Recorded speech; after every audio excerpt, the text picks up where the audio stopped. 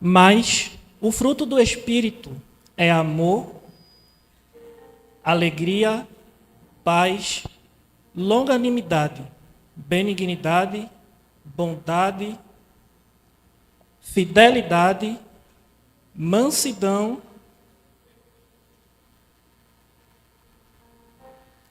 e autocontrole. Eu me chamo Uriel Barbosa, como alguns conhecem, e desde a minha adolescência eu passei a me interessar pelo conhecimento do desenvolvimento pessoal, neurociência e psicologia, psicanálise, e fui me aprofundando porque fui um jovem extremamente ansioso. Extremamente ansioso. Na época da minha adolescência, a minha ansiedade ela se manifestava fisicamente. Então, eu passei a ter problemas de saúde na pele por conta de ansiedade. Então, por conta disso, eu passei a procurar formas de aprender como que isso pode ser controlado. Porque pode ser controlado. E eu digo mais, nem tudo que a gente tem o costume de espiritualizar, nem tudo é espiritual. Infelizmente, como cristãos, nós criamos na nossa mente um desenho que tudo é espiritual. Sabemos que existe o mundo espiritual e ele é muito real. Inclusive, tudo na nossa vida acontece duas vezes, se você ainda não sabe. No mundo espiritual primeiro, para depois acontecer no mundo físico. Mas, durante esse tempo dos meus 18 anos, mais ou menos, hoje eu estou com 29, então temos aí mais ou menos 10 anos de aprendizado e estudo. Eu me formei em coach, hipnose. Hoje eu atuo como um hipnólogo clínico. Coach, eu trabalho na área de coach emocional, coach de vida, coach profissional. E atualmente eu tenho feito alguns cursos mais voltados para a área de neurociência, neurodesenvolvimento, psicanálise, psicologia integrativa e psicologia. Então, o assunto que eu vou tratar aqui com vocês hoje é tratado e eu vou me ater apenas ao lado emocional. Vou trazer um aprofundamento mais clínico para vocês e vou me resguardar em usar palavras que sejam mais acessíveis, porque eu entendo que nem todo mundo está acostumado com termos muito técnicos. Então, pode atrapalhar um pouco no entendimento do assunto. Mas eu vou trazer uma linguagem o mais simples possível. Então, eu peço que tentem prestar atenção no que eu vou estar falando daqui para frente. Qualquer dúvida, qualquer pergunta que vocês tiverem, eu vou abrir espaço para vocês perguntarem também. Tá? É só levantar a mão e eu dou uma pausa e você pode perguntar que eu vou estar respondendo. Então, a mini palestra que eu trouxe aqui para vocês, por que mini? Porque a minha palestra completa ela tem uma duração de 2 horas de relógio, onde eu faço alguns exercícios utilizando-se de técnicas de hipnose para fazer tratamentos emocionais durante a palestra. Então, leva-se um tempo para isso, tempo esse que aqui a gente não tem. Gostaria de trazer exercícios de hipnose para alguns ou para todos, porque eu entendo que muita gente tem preconceito com hipnose. Talvez porque não conhece ou porque nunca ouviu falar. Quem aqui já ouviu falar em hipnose? Quem aqui já passou por uma experiência de hipnose? Alguns dos jovens já tiveram a experiência comigo, mas são poucos. Mas não sei se você sabe, mas hipnose ela pode tratar muita coisa. Hipnose ela trata medo, ela trata fobias, ela trata gagueira, para quem não sabe, porque o ato de você gaguejar não é um problema psicológico, não é um problema mental que você tem.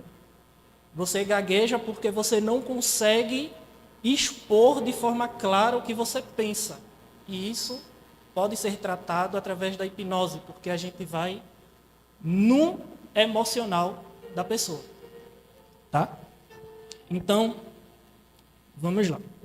O nome dessa palestra, ela se chama Inteligência Emocional no Dia a Dia. Porque é muito comum a gente, durante os nossos dias de trabalho, nos darmos e nos depararmos com vários tipos de estresses que muitas vezes a gente não foi acostumado a receber de uma vez. Por exemplo, uma pessoa que é acostumada a trabalhar sob pressão, você não encontra muitos por aí. Muita gente não sabe lidar sob pressão. Muita gente não consegue falar sob pressão. Isso aqui que eu estou fazendo agora, de falar em público, não é todo mundo que consegue fazer.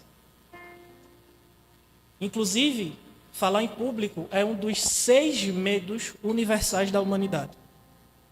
Então, não é todo mundo que consegue falar em público. E isso é tratado com hipnose.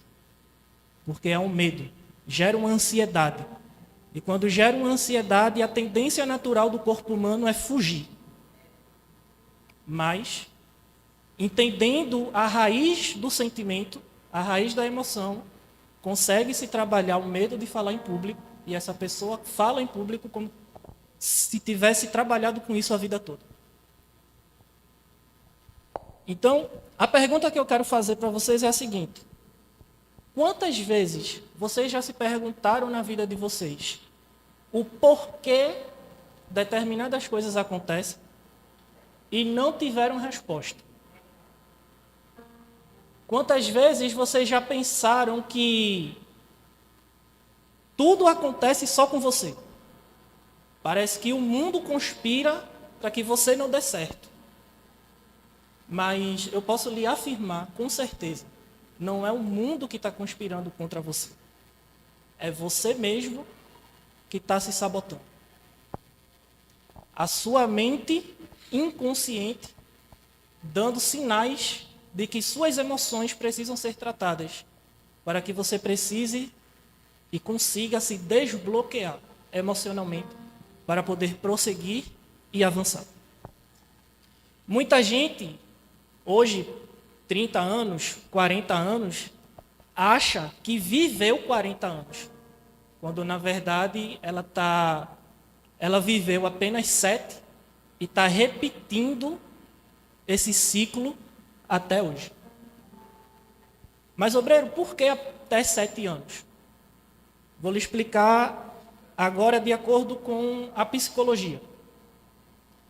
Tudo que nós precisamos aprender, tudo que nós aprendemos dos nossos 0 anos até os nossos 7 anos de idade.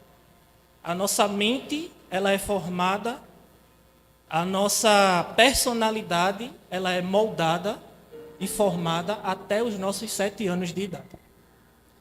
Então, se você tem um filho que é pequeno e não atingiu a idade de 7 anos, cuidado com o que ele ouve, cuidado com o que ele vê e cuidado com as experiências de vida que ele tem. Porque isso daí está moldando o que eu chamo de padrões mentais. E uma vez que esse padrão mental ele é instalado na mente de uma criança de 7 anos, ela vai reproduzir o que foi aprendido por toda a vida. A não ser que ela consiga romper e quebrar esse padrão que foi ensinado, o que é muito difícil. A não ser através de um acompanhamento clínico do jeito que eu estou falando. Então, é muito importante uma criança ela vivenciar as etapas que toda criança precisa vivenciar.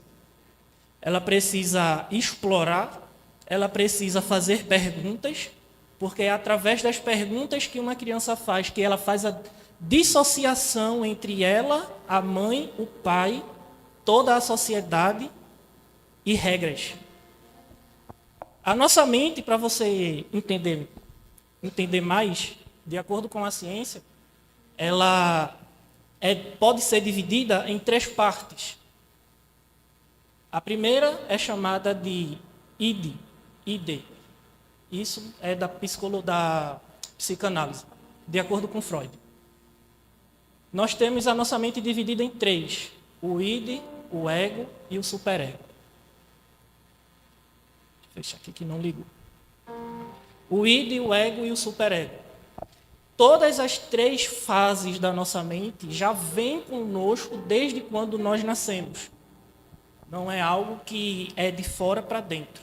Isso já está dentro de nós e é externalizado a partir daquilo que nós olhamos, ouvimos e vivenciamos. O id, ele já vem por instinto. É o nosso instinto primitivo. A nossa ideia de sobrevivência. O id. Então, são todos os nossos desejos, todas as nossas vontades, está englobada dentro do id. É por isso que uma criança é muito difícil de entender a palavra não. Porque o id dela é muito forte. É instintivo. Por mais que você diga não pode fazer, não faça isso, não pode fazer isso, não pode falar isso, até ela de fato aprender, leva tempo. Após o id, a nossa mente ela tem a segunda divisão, que é o ego. O ego é o eu. É a percepção que eu tenho de mim, a visão que eu tenho de mim. Esse ego, ele é moldado e modelado dos meus 7 até os meus 12 anos. O eu, é o ego. Tá? Ele é modelado. E ele faz a dissociação entre o id e a terceira fase da nossa mente, que é o superego. O superego é aquilo que nós aprendemos dos nossos pais. São todas as regras, tudo o que pode e o que não pode fazer. Toda essa associação que uma criança faz, ela faz de acordo com o que seus pais ensinam. Então, se você tem uma criança dentro da primeira infância que recebe muito não, que é muito guardada, ela tende a ser uma criança introspectiva. Ela se torna um jovem introspectivo e, consequentemente, ela se torna um adulto introspectivo, com tendências naturais a ter pensamentos depressivos. Porque ela foi muito restringida. Ela aprendeu que ela não pode ser quem ela é, por conta do que as pessoas vão olhar, por conta do que as pessoas vão falar. Então, por isso, ela tem que pegar o eu dela e deixar guardado dentro de uma caixa. Consequentemente, a gente tem uma criança que é muito deixada, tem um id muito grande e não tem regras. Essa criança que não tem regras, ela tende a ser uma pessoa muito mais dada à vida, porque ela acha que tudo que ela quer, ela pode ter. Porque ela nunca ouviu um não do pai, que é a figura principal na vida de uma criança, para ela fazer distinção entre ela, a mãe e a sociedade. Uma criança que nasce e cresce e se desenvolve sem a presença de uma figura de um pai, ela tende a ser uma criança procrastinadora. Porque o pai é a figura de presença masculina, onde ela associa o fazer, colocar, ir e fazer. Está em prática, está em movimento. É o pai que mostra isso para a criança. Porque é o pai que, de acordo com a Bíblia, ele tem que sair de casa para fazer a proteção da família, trazer o sustento, que é a provisão, e dar segurança. Isso é papel do pai. Então, se uma criança nasce e cresce sem a figura presente de um pai, ela se torna um adulto que não sabe tomar ou assumir papéis de homem na sociedade. Ela fica sem a identidade masculina, apesar de ser do sexo masculino. Da mesma forma, uma menina que cresce sem a presença da mãe, ou a mãe presente, mas ausente. Ela não entende. Ela só vê o pai.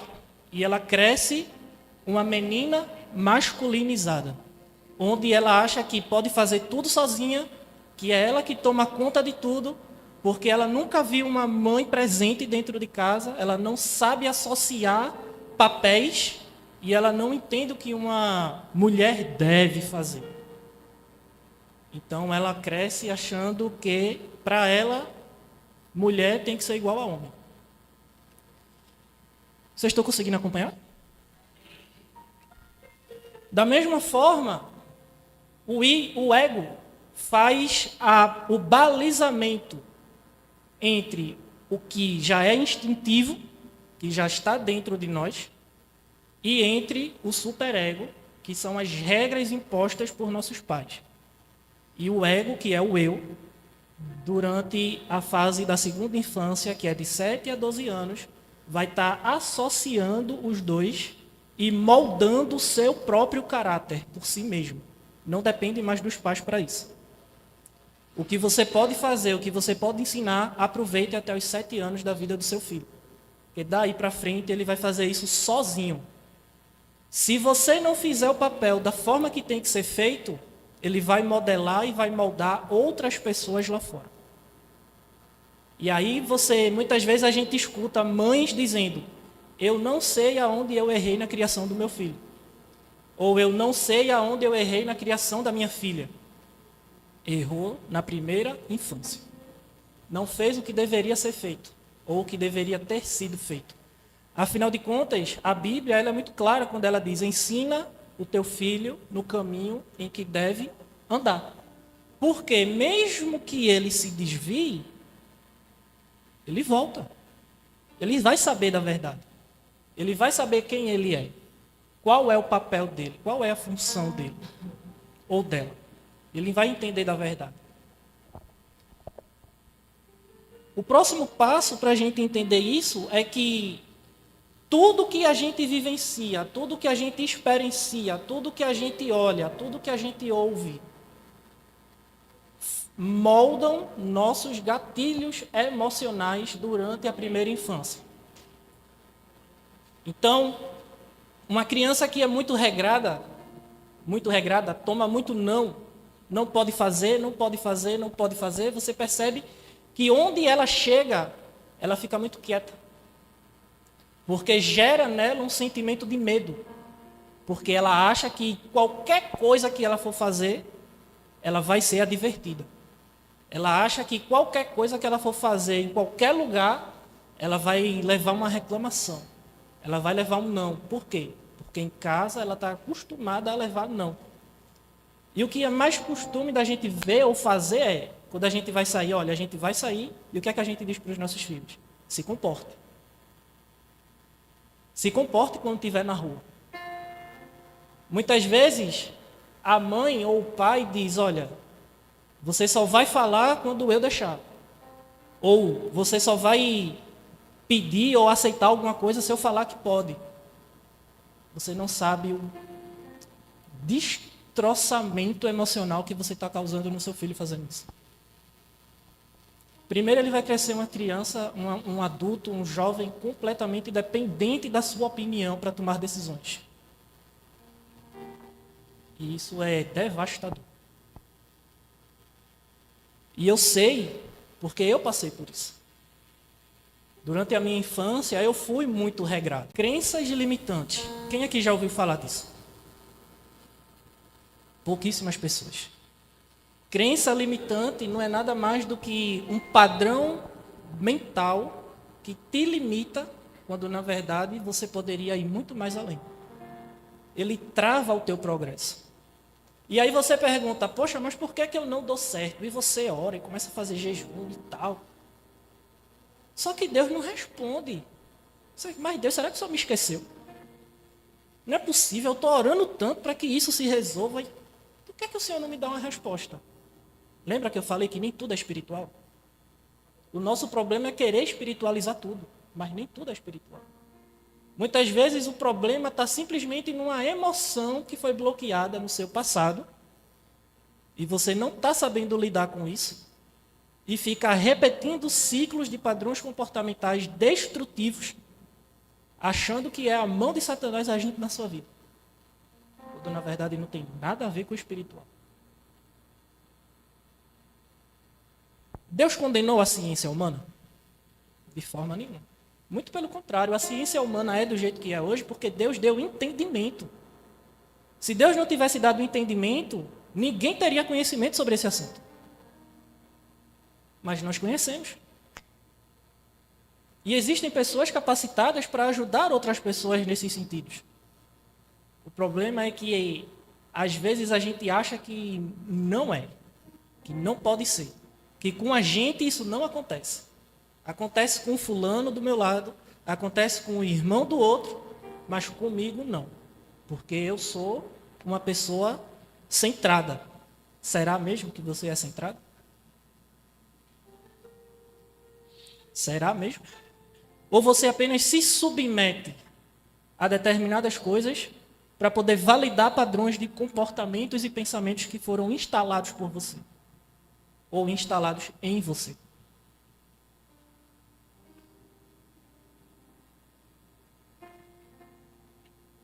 Tem uma frase que eu gosto muito de Carl Gustav Jung. Ele é um psicanalista. Ele diz o seguinte: até você se tornar consciente, o inconsciente irá dirigir sua vida. E você chamará isso de destino. Ela é uma frase profunda. Porque muitas vezes a gente acha que está vivendo, como eu falei. Mas na verdade a gente só está repetindo um padrão de comportamento. E a gente nem sabe por quê. Muitas vezes a gente cresceu numa casa onde a nossa mãe ela vivia endividada, ou o nosso pai, ou alguém da nossa família tinha tremendos problemas financeiros. Inconscientemente você aprende esses padrões. A tua mente ela registra isso. Quando você cresce, você tende a repetir determinados padrões para poder validar aquilo que você via na sua infância. Porque você acredita que seus pais viveram, então é a melhor forma de você viver também.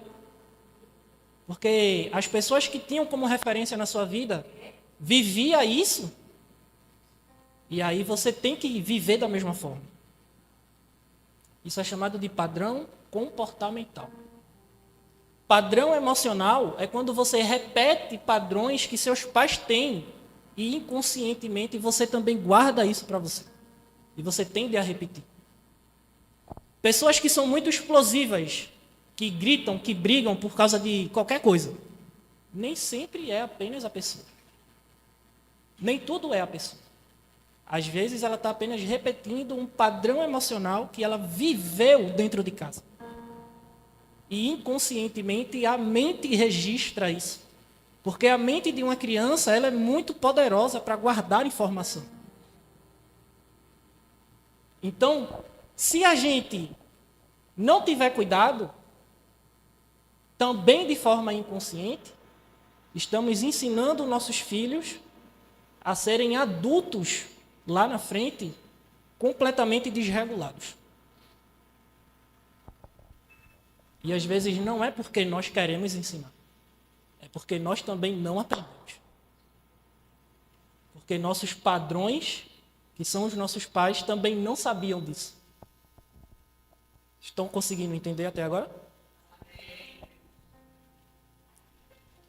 A neurociência ela tem uma parte que é muito interessante, que ela fala sobre a conexão de corpo e mente. E ela diz que a nossa mente ela manda sinais para o nosso corpo todos os dias. Da mesma forma que o nosso corpo ele manda sinais para a nossa mente. E a nossa mente ela é dividida em três faces. Eu falei de fases, agora eu estou falando de faces. Temos a mente consciente, temos a mente pré-consciente e temos a mente inconsciente. Para você que não sabe, toda a nossa capacidade cerebral, de 100% que nós temos, nós só usamos 5%. É muito pouco. Do seu cérebro todo que você tem, de 5 quilos de massa cefálica, bilhões e bilhões de neurônios aí dentro, para gerar conexões e fazer você desenvolver e aprender e evoluir, você só usa 5% disso. Os outros 95% está dividido entre pré-consciente e inconsciente. E o inconsciente compartilha com o pré-consciente apenas 5%. Mais da metade do teu desenvolvimento cerebral, 90% dele, você não tem controle.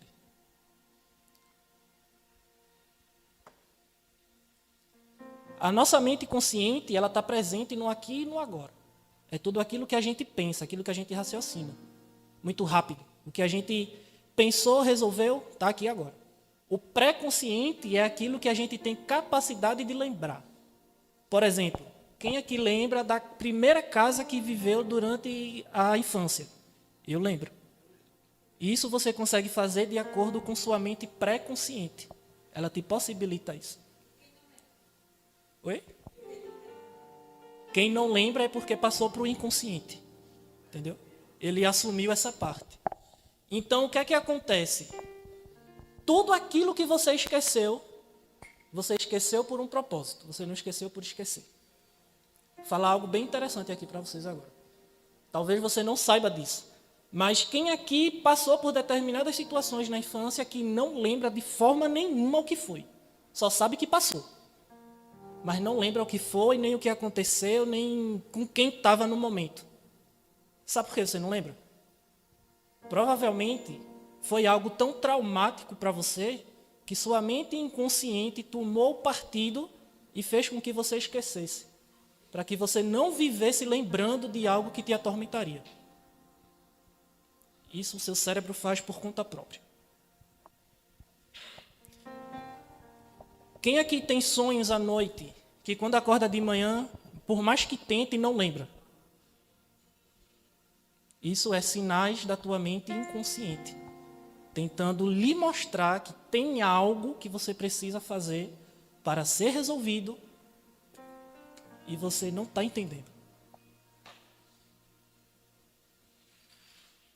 Quem aqui tem sonhos que quando acorda de manhã lembra em partes, mas não lembra tudo? É porque a sua mente entende que você não está completamente bem para poder entender o sinal por completo. E ela só lhe solta fragmentos. É por isso que você não lembra do sonho todo. Você só lembra fragmentado. E por mais que você esforce para tentar entender ou lembrar, você não consegue. Parece que fica mais apagado. Então, tudo isso daí está relacionado ao que você viveu, aprendeu, experienciou, ouviu e viu durante a sua primeira infância. Mas, irmão, se eu estou falando tudo isso, eu estou acabando de descobrir que meu pai e minha mãe são culpados de como eu estou vivendo hoje. Em parte. Porque muita coisa eles também não sabiam. Então, a gente não pode culpar uma pessoa pelo que ela não sabia. Concorda? A gente só pode dizer se alguém é culpado ou inocente a partir do momento que ela tem a informação. Então, muita coisa nossos pais não sabiam. E eles deram para a gente o melhor no momento que eles tinham com o que eles podiam fazer. Só que hoje você está tendo informação. E daqui para frente, quem decide se vai continuar repetindo ciclos ou passar a viver é só você. A partir de hoje você tem a escolha de querer viver algo novo. Porque a gente só consegue viver algo novo com Deus, entenda isso. A gente só consegue viver algo novo com Deus e entender, de fato, os planos e os propósitos, onde Deus quer que a gente esteja, o que Ele quer que a gente esteja fazendo, primeiramente, quando nós estamos bem com nós mesmos. Enquanto você não estiver resolvido com você mesmo, você nunca vai entender o propósito de Deus para a sua vida. Não adianta, você não vai. Você vai ficar patinando o tempo todo, orando, pedindo para Deus, para Ele falar com você, e Ele não fala. E eu falo isso porque eu passei por isso. Ele não fala. Não adianta. Mas, irmão, então a gente está na igreja fazendo o quê? O pastor fala direto aqui, meu amigo. A igreja é um lugar de entrega. Nós estamos aqui para entregar a Ele o nosso culto. E detalhe, o nosso culto ele tem que ser racional. Você tem que saber por que você está aqui. Porque senão, na sua fé, você também vai ficar patinando. O tempo todo. E não cresce, não evolui. E a gente continua achando que é o quê? Só espiritual. Que é só espiritual. Porque a gente aprendeu que é só espiritual. Que é só orar que resolve. Mas não. É orar e vigiar. Todo mundo conhece essa frase. O problema é que a gente só aplica isso para o lado espiritual da história. Depois que a gente se torna cristão, parece que a gente esquece que nós temos corpo, alma e espírito. Os três têm que ser alimentados e têm que ser bem cuidados, porque se você falhar em um, os outros também falharão. Então a nossa mente, ela constantemente, ela fica nos enviando sinais de coisas que precisamos resolver. E muitas vezes, quase sempre, a gente não entende. Quem aqui costuma ter pesadelo? Daquele bem tenebroso mesmo. São sinais da sua mente. Todo tipo de pesadelo, ele esconde uma emoção negativa que você está reprimindo e você não sabe como colocar para fora. Todo. Independente de qual seja. E essa emoção, ela se torna tão grande dentro de você, tão gritante, que a única forma que a tua mente inconsciente encontra de fazer você prestar atenção nela é através de um pesadelo. Porque você também não consegue decifrar isso. E a tua mente, ela tenta de toda forma te ajudar. Se você tem um sentimento de medo que vive reprimindo isso, para mostrar às pessoas que você é forte, que você não se abala por qualquer coisa, a partir de hoje você vai começar a prestar atenção nisso. Você vai começar a ter pesadelos onde o medo é o tema central daquele sonho.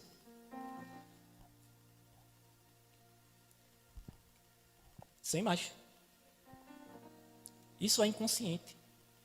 Então, ou a gente se torna consciente das nossas ações, das nossas atitudes, dos nossos pensamentos, ou a gente vai passar a vida o tempo todo sendo controlado por algo que a gente não entende, que é a nossa mente inconsciente. E pasmem, mesmo com a tecnologia tão avançada do jeito que está, não tem ninguém hoje que decifre o inconsciente de um ser humano. Não tem. Como hipnólogo, o que a gente faz é ajudar essa pessoa a resolver problemas do passado. Através de uma sessão de hipnose, a gente consegue fazer algo chamado regressão, onde essa pessoa, através da mente consciente, acessa determinadas partes, ou janelas, como a gente chama, do inconsciente para tratar determinados problemas. Mas mesmo assim, a gente não consegue ter acesso ao inconsciente como um todo. Apenas janelas que são abertas. E a pessoa ela tem que estar acessível para isso, porque muitas vezes vai vir à tona algo que sua mente apagou, que você achou que era para o seu mal, mas na verdade era para o seu bem. Estava ali protegendo e você não sabia. Determinadas coisas que você viveu ou passou e sua mente decidiu deixar de lado para que você não vivesse se martirizando ou remoendo o mesmo assunto, ou enfrentando problemas psicológicos sem necessidade. A nossa mente ela é inteligente. Não porque nós somos, mas porque Deus fez ela assim. E é poderosíssima. Existe algo dentro do mundo coach e das sessões de hipnose que a gente chama de ressignificação. É quando a gente dá um novo sentido. Por exemplo, quem aqui consegue lembrar rápido de uma situação onde passou por um determinado problema e aquele problema gerou uma emoção negativa extremamente forte? Quando você consegue lembrar que você traz à sua mente consciente esse problema, o teu corpo ele sente a emoção que você sentia naquele momento. Você começa a se sentir meio que debilitado, você começa a passar mal, porque foi algo muito forte e completamente negativo. Então, essa emoção, ela pode ser ressignificada, ou seja, pode ser dada um novo sentido para ela. E ao invés de você sentir algo negativo quando lembra dessa situação, a gente consegue trocar o sentimento negativo por um sentimento positivo. Por exemplo, confiança, alegria, aprendizado. Porque tudo que a gente passa na vida, a gente passa para aprender algo. Isso geralmente é falado aqui na igreja. E essa semana, se eu não me engano, foi falado também que quando a gente não aprende, o Senhor, ele começa a fazer você andar em círculo, até você aprender o que você tem que aprender para poder seguir em frente. Com o povo no deserto, foi exatamente isso que Deus fez.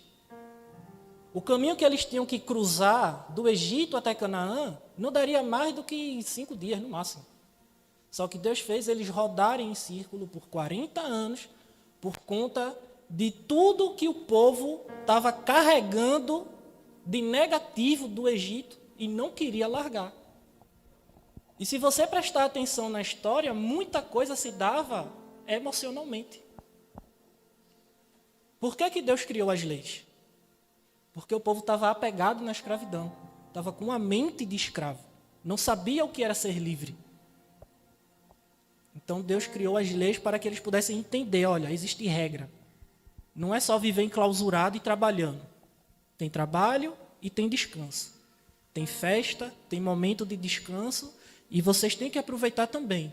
Vocês precisam mudar a forma de pensar de vocês para poder entrar na terra que eu vou entregar e ser bem-sucedidos. Senão vocês não vão colocar tudo a perder. Existem ferramentas que a gente pode usar e que a gente se utiliza para poder melhorar essas situações. Uma delas são chamadas de âncoras emocionais. São as mais práticas. Âncoras emocionais. É quando, através de sessões de hipnose ou de coach, utilizando de técnicas de PNL, que é a sigla para programação neurolinguística, que é onde estimulamos o cérebro a recordar de algo e mudamos a programação instalada por ele. Então a gente consegue trazer e ancorar sentimentos bons para que quando você estiver diante de situações de estresse, diante de situações de ansiedade, diante de situações de medo, onde a tendência natural do nosso corpo é correr e fugir, você aciona essa âncora emocional e o teu cérebro, a tua mente, ela traz à tona todo aquele sentimento de empoderamento para você conseguir quebrar e romper determinados padrões. E essa âncora emocional, ela pode ser um toque, um cheiro, uma imagem cerebral, uma imagem que você guarda com você, tocar o dedo, tocar no peito, tocar no punho, qualquer coisa. A gente consegue ancorar isso e fazer você entender que você é capaz. Porque foram tantos traumas que foram vividos que muitas vezes a gente esquece do que a gente é capaz de fazer. E o outro exercício muito prático, o pastor acabou de falar aqui, é exercício da gratidão. Pode parecer besteira para você, mas exercer a gratidão já faz com que o seu cérebro, a sua mente, funcione melhor do que se você vivesse reclamando. Para você que não sabe, 5 minutos reclamando, 5 minutos, preste atenção. 5 minutos que você passa no seu dia reclamando, para você superar a deterioração neural que esses 5 minutos te proporcionam, você tem que equalizar isso daí em mais ou menos 2 ou 3 anos de gratidão para superar 5 minutos de reclamação. O poder... Oi? Cada 5 minutos de reclamação que nós passamos reclamando ou murmurando, como a gente costuma falar, a gente tem que equalizar mais ou menos 2 ou 3 anos de exercício de gratidão para poder a mente ela superar isso e ela se regenerar com os neurônios que tinham se destruído. Como?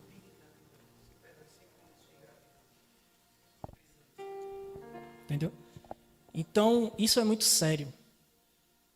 Não murmurar, não falar mal, não se deixar levar por pessoas que falam mal, porque se você não sabe, a gente vive num mundo onde a gente vibra energia. Talvez isso aqui seja um pouco cético para vocês entenderem isso. Mas nós somos seres que transmitimos energia. Nosso corpo ele é eletrificado. Tanto é que se você botar o dedo na tomada, você toma choque. Porque você conduz energia elétrica. No nosso cérebro existe algo que é chamado de sinapses, que são as conexões que um neurônio faz com o outro.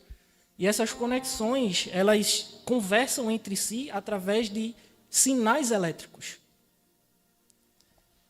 Então, nosso corpo transmite energia e a gente vibra isso. Sabe quando a Bíblia fala que a gente é o que a gente pensa? Exato, a gente vibra isso. A gente vibra, a gente é o que a gente pensa. Nossa mente ela tem o poder de pensar coisas e, consequentemente, trazer à ação, à existência aquilo que a gente pensa. Então, isso aí é chamado de materialização de pensamento. Como que formam-se nossos pensamentos? Através dos padrões mentais. Pensamentos geram emoções, que geram ações, que geram resultados. E os nossos pensamentos são gerados pelas programações mentais instaladas por nossos pais durante a primeira infância. Se você está tendo a vida que você não queria ter, que você sempre sonhou que queria ter uma vida diferente dessa, então é porque os seus pensamentos não estão condizentes com o que você quer fazer. E eles vão fazer com que você tenha emoções negativas, e essas emoções negativas vão gerar ações que vão lhe trazer resultados negativos, porque não é o que você quer. Da mesma forma que se você tiver pensamentos positivos, você vai ter emoções positivas que vão te gerar ações positivas que vão te trazer resultados positivos.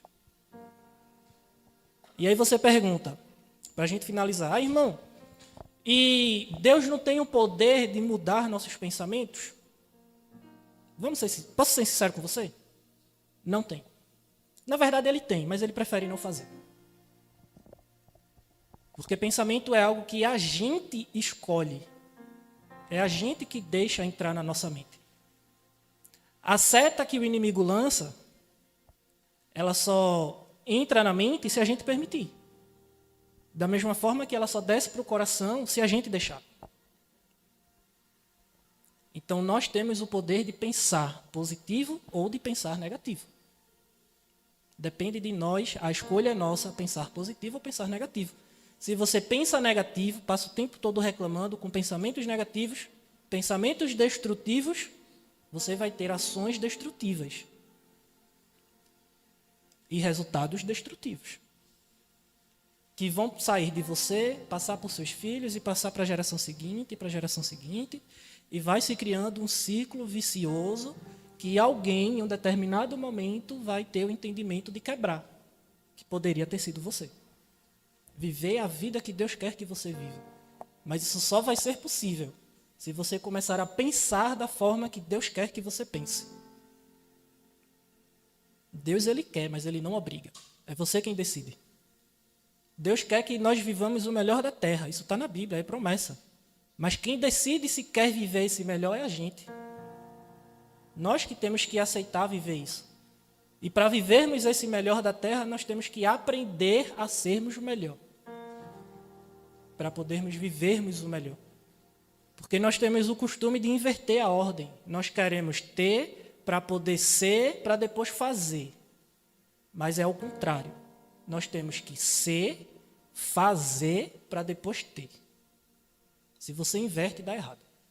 E dá muito errado. E talvez você não consiga nem se recuperar no final das contas. Para finalizar, eu quero só deixar uma mensagem que eu deixei escrito aqui, que diz o seguinte: o maior poder que você tem é a escolha. Escolha liderar suas emoções, em vez de ser liderado por elas. Transforme-as em sua maior força. Emoções não são nossas inimigas, elas são nossas aliadas. E quando aprendermos a liderá-las, descobriremos um novo mundo de possibilidades. Toda emoção, ela tem o seu lado negativo e tem o seu lado positivo. Mas quem decide qual lado vai ter mais ênfase na sua vida é você. E é através dessa decisão que você abre portas ou fecha portas. É através dessa decisão que você cresce ou que você regride. Como pessoa, espirituais, cristãs, Deus quer que a gente evolua. Tanto em conhecimento quanto em graça. Não adianta crescer só na graça e deixar o conhecimento para lá. Vamos ser cristãos ignorantes. E Deus não quer isso.